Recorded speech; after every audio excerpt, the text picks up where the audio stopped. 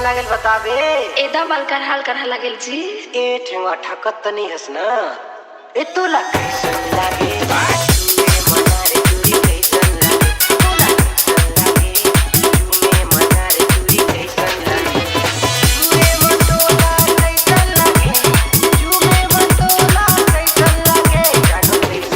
DJ Raju.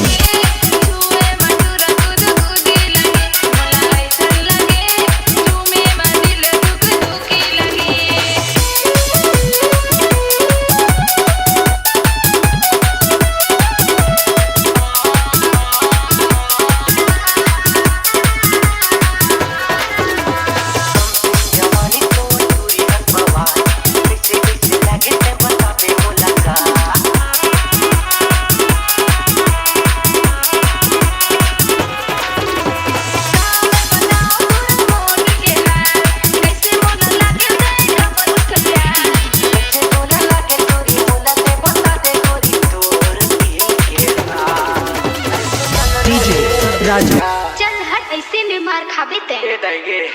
ए तोला कैसन लागे।